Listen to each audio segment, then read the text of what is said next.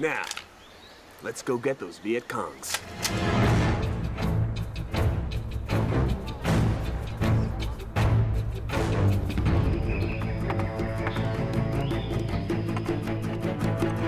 Well, if I'm playing kind of a Chris Farley type, then Ben is probably playing a young Stallone type.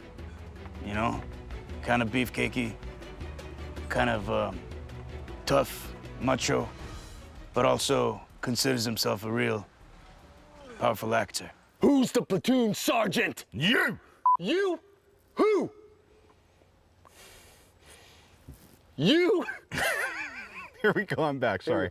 Well, I think as a writer, it was an idea that he could not get out of his head, and he kept on coming up with good ideas and sort of jokes that hadn't been told before. As a director, I think that the commitment to the film grew out of his vision as a writer.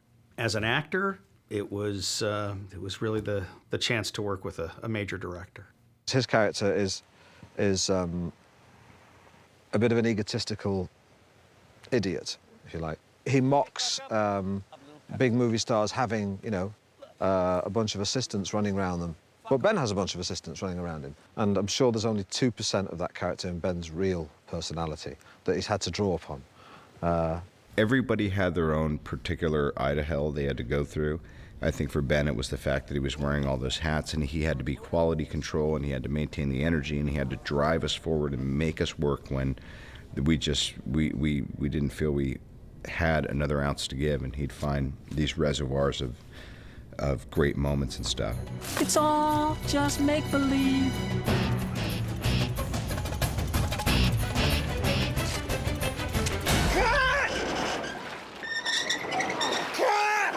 Well, the most confusing time for me was when Ben is in character, in the scene, and his character is telling my character to cut. So Downey and I are acting in the scene, and Steve Coogan's the director, so we're filming the scene of us, filming the scene in the movie, and within the movie, I'm saying, I'd like to cut, and the director's saying, no, don't cut, keep it rolling. Still rolling! And I'd be thinking, does Ben Stiller want me to cut, or is it the character in the movie that he's playing, Tug Speedman, saying cut? In which case, if it's the character saying cut, I'm going to say, no, we're not cutting, we're still filming. But if it's Ben Stiller saying cuts, then I've just got to shut up and we've got to cut. What we did was we came up with a phrase instead of cut, since we were using cut in the movie. So the phrase when we wanted to stop filming would be, stop, really, just stop now, I'm serious. So whenever I say stop, really, just stop now, I'm serious, seriously, fucking stop. We have to stop. That would be the cue for the cameras to actually stop. That got very confusing. That nearly fried my brain. But it was funny, and what came out was good. You just have to pay attention. Look into the whites of his eyes, and if you see Ben Stiller behind them, then you just got to shut up. And if it's Tug Speedman, then I can argue with him. It's good that Ben only chooses a small movie to do the acting and the directing and writing on, because if it was much bigger, I don't know how he would do it, you know? And cut!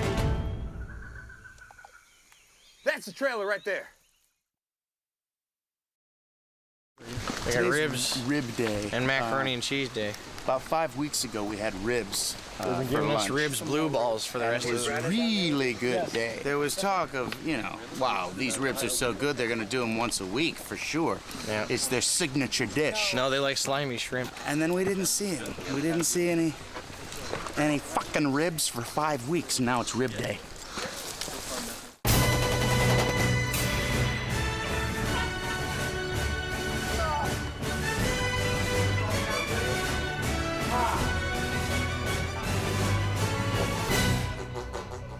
Portnoy, my character, yeah, he's made a career out of kind of fart movies.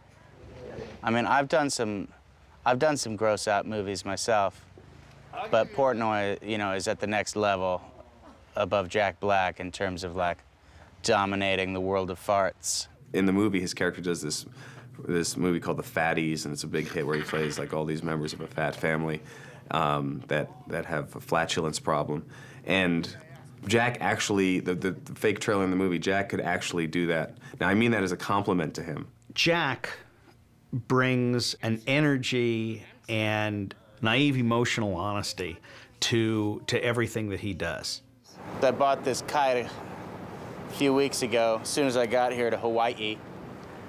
And underwhelmed the whole time. And I said to my friend Jay over here, I said, dude, good news.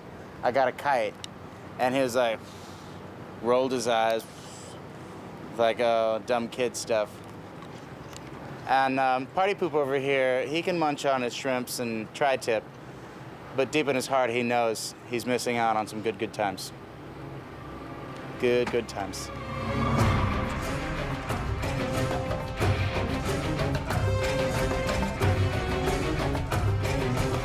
My concern was, you know, what's a water buffalo hide gonna feel like on my naked belly and chest? Is that gonna be a rough surface? Am I gonna have an allergic reaction to this buffalo hide? But actually, it was very soft. It was like, you know, one of those fancy tiger rugs or something that you see in front of the fireplace in some movies. It's very soft. I need to wear his stomach skin like a unitard. But he didn't seem to be all that thrilled with me on his back, because I think he was like, oh, fuck, that's heavy. Jack Black is a heavy actor, and he's on me. And I looked in his eyes, and I could have sworn there was anger in the eyes. I'm Tanya with the American Humane Association, and this is Bertha. She's our water buffalo on the movie Tropic Thunder. The trainers actually were going out to pick her up for a normal day of work, and they had found a little baby in the pen with her. She had given birth to a young little calf, and the trainers named the baby after Jack Black, named the baby Little Jack. Nobody knew she was pregnant, so it was quite the surprise, and everybody was happy and healthy, so now Bertha is a mama. Good. All right. Keep on the other side, right? I received satisfaction. Okay. Turn around. Even.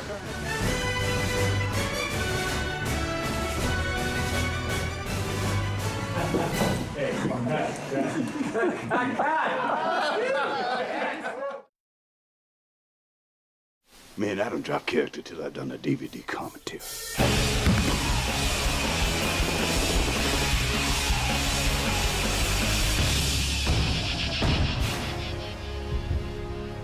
In the movie, you know, Downey, you had to believe that his character, Kirk Lazarus, is the greatest actor of his generation, and so we had to find somebody for the role who was actually a serious actor that was respected. Otherwise, it would just feel like, you know, we were just sort of, then it wouldn't have any weight, the character. So Downey is, you know, who else could be that funny and also be taken seriously as an actor, and happens to coincide with his world domination of the global box office.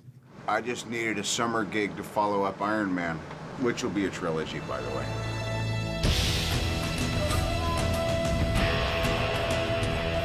What I found very funny about it when I saw Robert in his full black makeup was that he was playing a slightly distorted, slightly misjudged rendition of what he thinks his character thinks a black man's supposed to be. The comedy is about that misjudgment. Are we cool? Not really.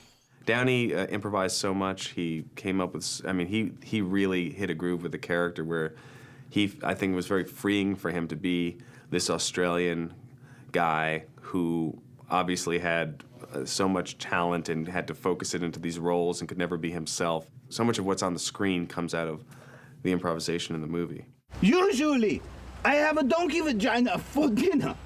Yesterday, I have cat face for breakfast. Wait, here we go. Please come enjoy dog face for dinner. I thought it was a ridiculous and potentially incendiary idea, but I blame it on DreamWorks and Ben Stiller. He stays so true to the character that it's not offensive. You know, it's like, this is a real black dude. And then the thing is, he sounds black, too. So it's just like, it just trips your head out. Never had it so good, man. Never so good. You know, I'm like giving him handshakes. What's up, dog? What's up? What up, homie? You know what I mean? I'm thinking he a real black dude.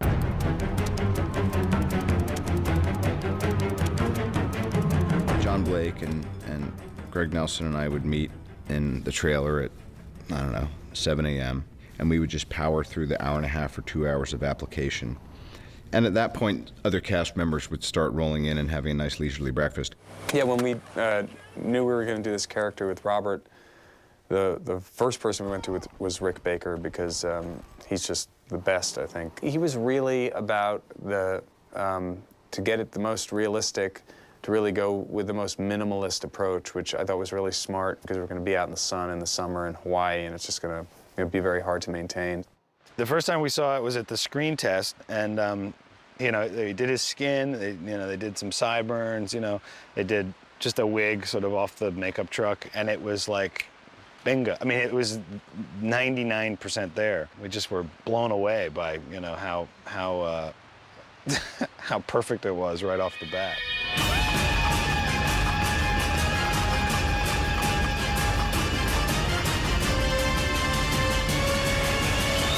Make them ends, even if it means jacking friends. Now you're doomed. Hollow points to the dome. Once again, it's on. Out come my 22. I'm the cutthroat. Now I gotta cut you. Yeah, no, hell no, to pee on that girl. No, listen. She was in the way when I was pissing. She walked past. I was peeing and she walked past.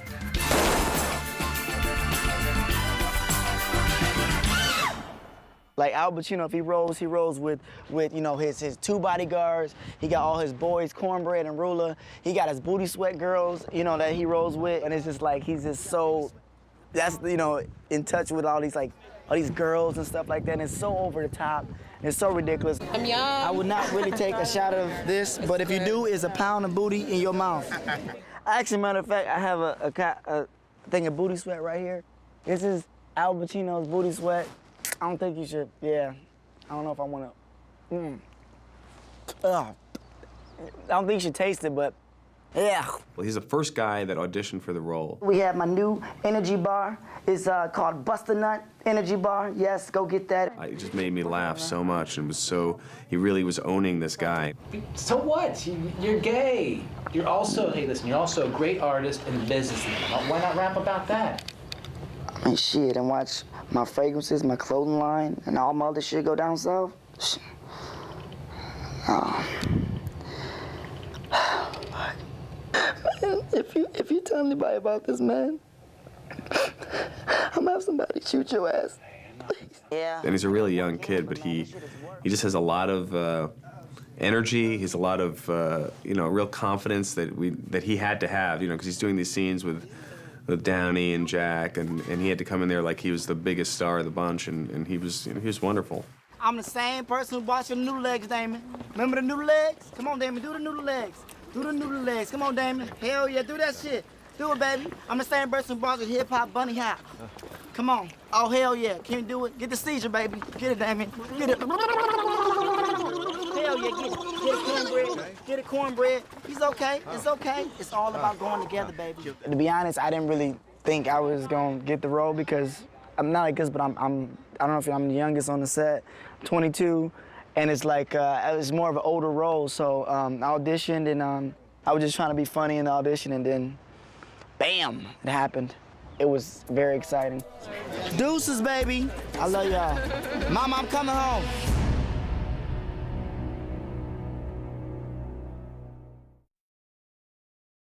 Jay Baruchel is incredible. Incredible, Jay Baruchel.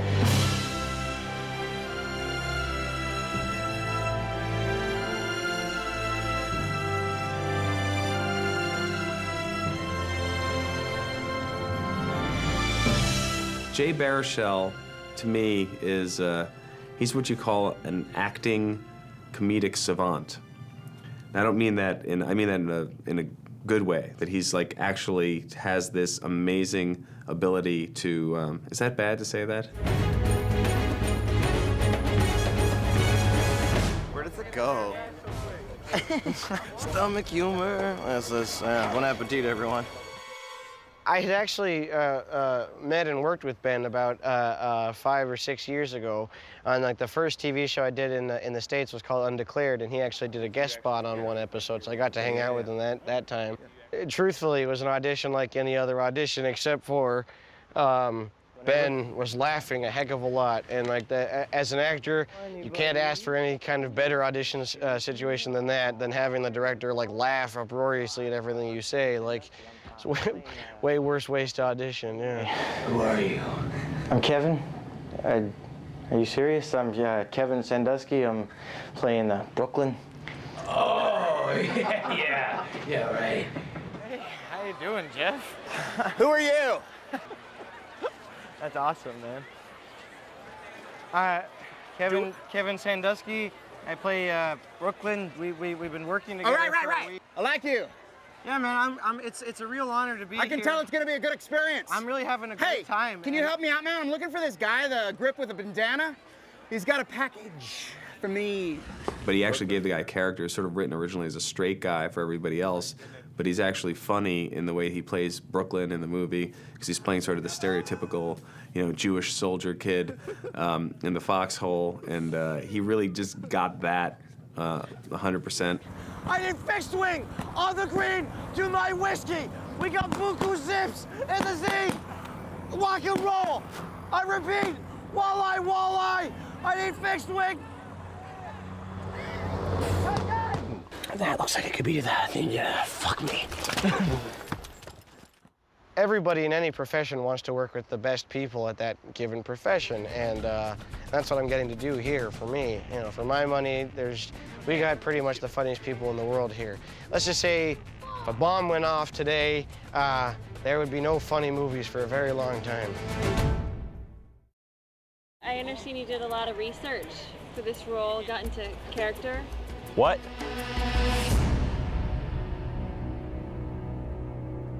Big ass titties.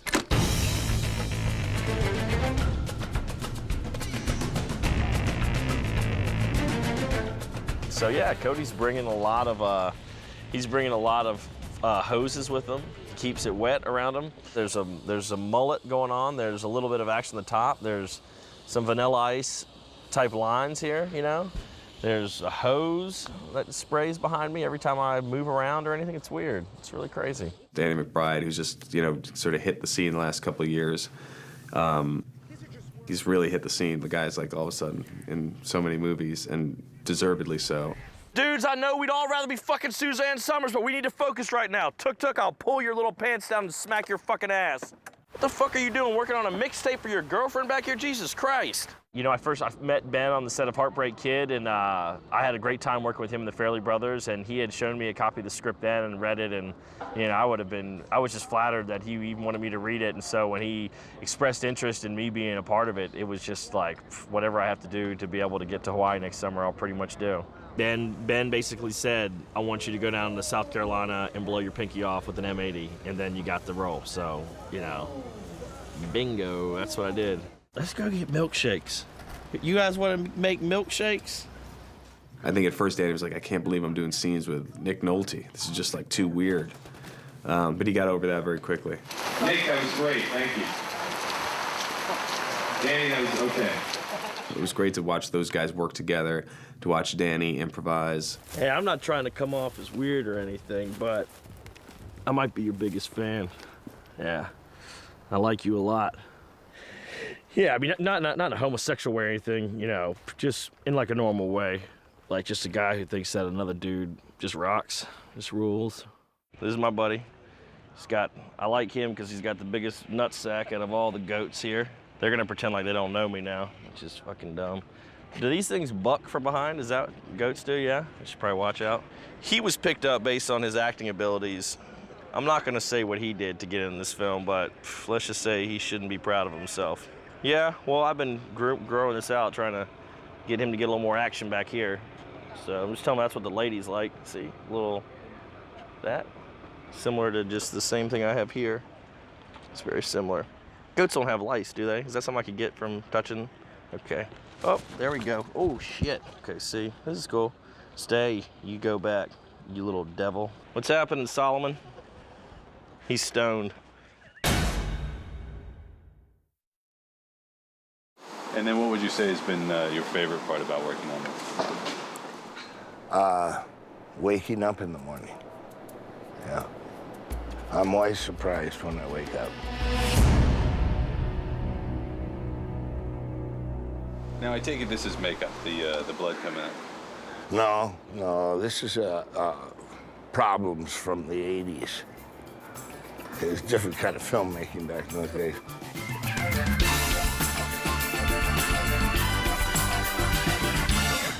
He, you know, he's amazing. Nick is. I just think he's a great actor, and he's lived life, and he has that voice, and he has that scruff, and you had to really believe that he was the real deal. And he also has a great sense of humor too. Okay. I